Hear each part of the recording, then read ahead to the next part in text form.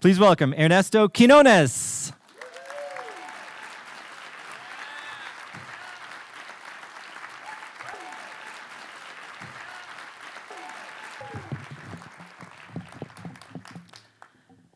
So I'm from the Spanish Harlem section of New York City.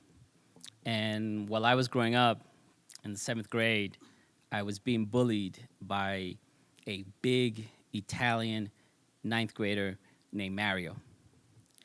And Mario had a routine. Mario had this scene that he would create. And it was that he would wait till lunchtime. And then what he would do is that he would pace in between the tables where the 7th graders were having their lunch. And he would pace in between the tables, and he was carrying his milk. And then he'll pick out a victim or a target, one of us Latino kids. And then Mario will spill milk on our back. And then he'll say, oh, you're a wetback. What are you going to do? I mean, you're a wetback anyway. You're a wetback. So I didn't do anything wrong. We didn't like it. We didn't like it one bit. But this guy was big, man. Mario was big. You seen the movie Grease when they don't look like high school kids? Mario was like that. People would come to say he's a teacher, right? Like, no, he's a 9th grader.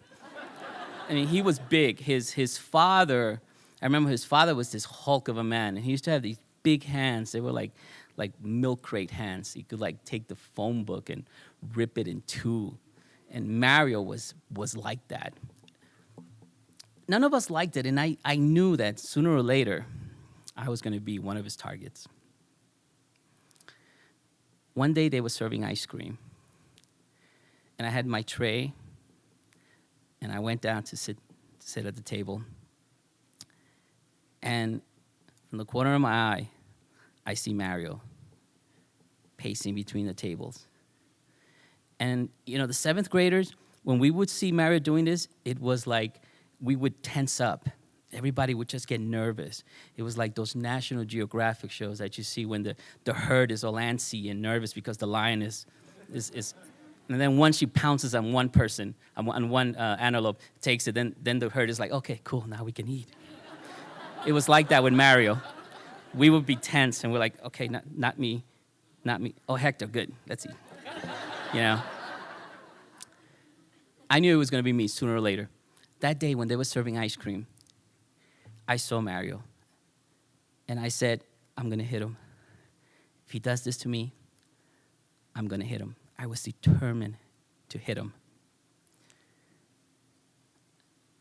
I feel Mario doing his little scene, and I feel him on my back. I feel him. I know he's back there. And then I feel the cold running down my spine. And I shoot right up. What are you going to do? What are you going to do? You're a wetback anyway. What are you going to do, huh? What are you going to do, wetback? And there he was towering over me, and I barely reached his neck. And as angry as I was, I just sat back down, and he took my ice cream. None of the 7th graders would think less of you. They're like, dude, he's big. I mean, what are you gonna do?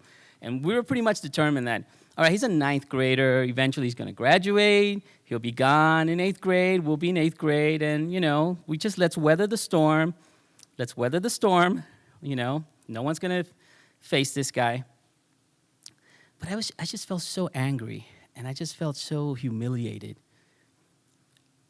Then one day they were serving hot dogs. And I had my tray, and I saw Mario doing his little thing again. And I felt him behind me, and I was waiting for the milk. I was waiting for that cold to run down my spine. But instead, an arm came from above, and he took my hot dog. And I shot up, and I grabbed the hot dog. I said, hey, that's mine. Give it back. And it broke in two. So then Mario said, oh, you freak it. Here, you take it. And he threw it at my face, and I jumped him. Mario slipped, and I started beating him up. I started hitting him. But before I knew it, Mario had flipped me over, and he was beating the crap out of me. I mean, he was really beating me up. He gave me a black eye. He gave me a really bruised cheek. This cheekbone was really bruised. and he loosened my tooth, which years later came out. But I had stood up to the bully.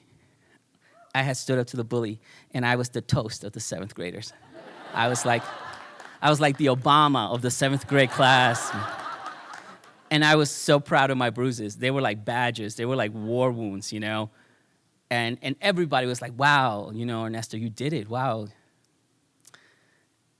So I was eating my lunch in peace, you know. See, Mario said, it's not going to bother me, you know.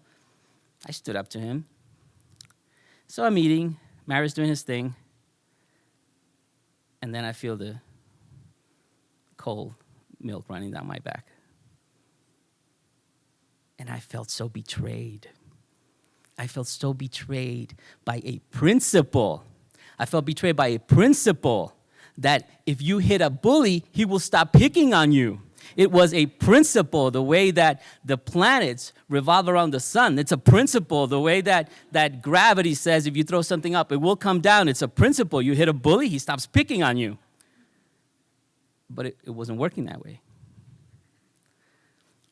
What I had to realize was that Mario wasn't a bully.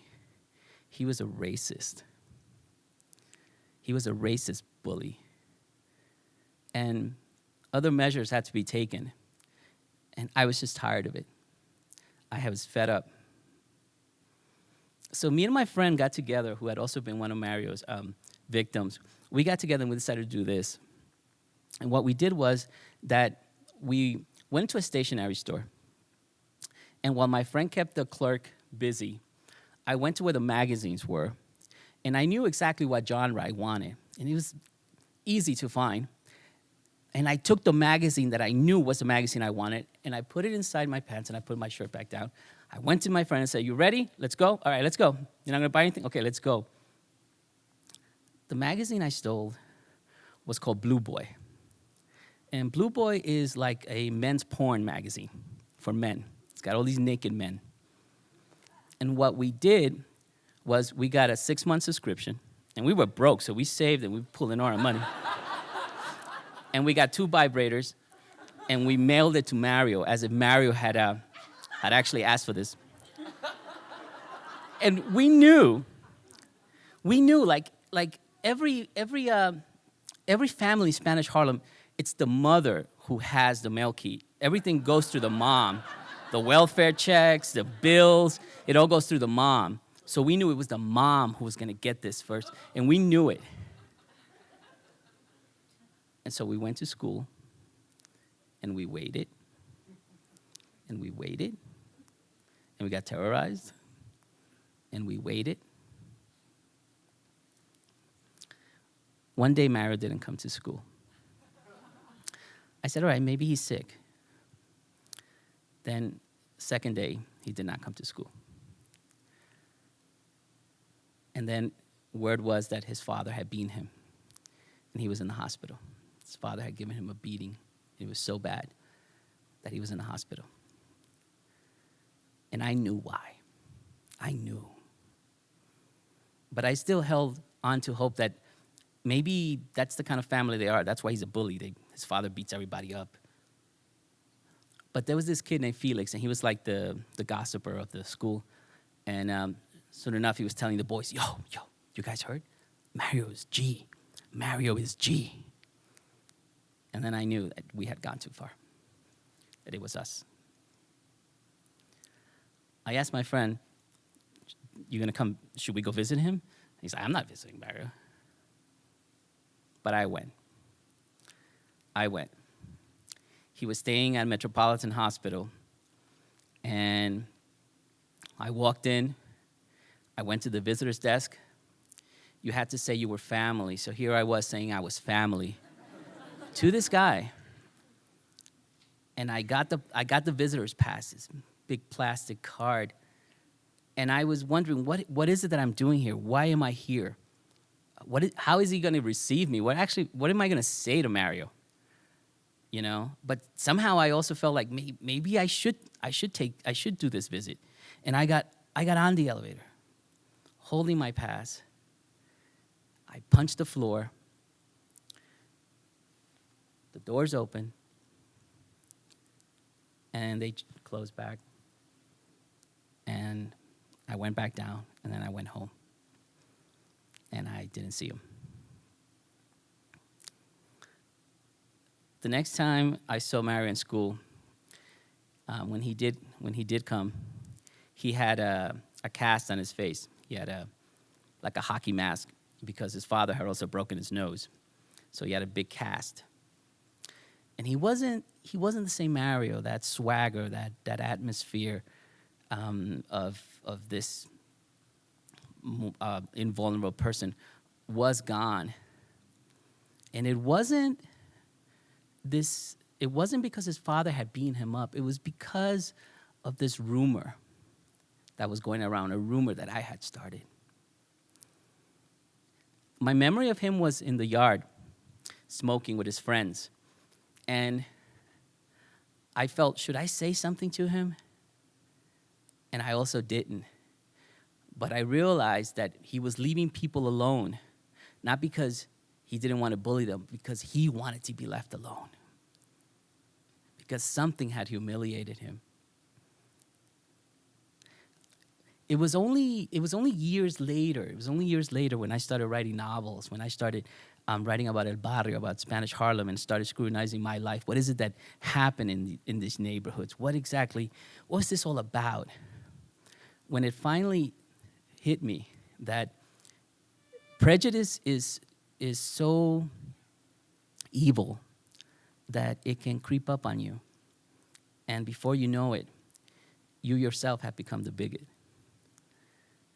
And I was guilty of that because I had subscribed to this notion, this fear of homosexuality that was rampant in El Barrio. I knew that was the reaction his parents were gonna have towards Mario, and I wanted him to feel this discomfort.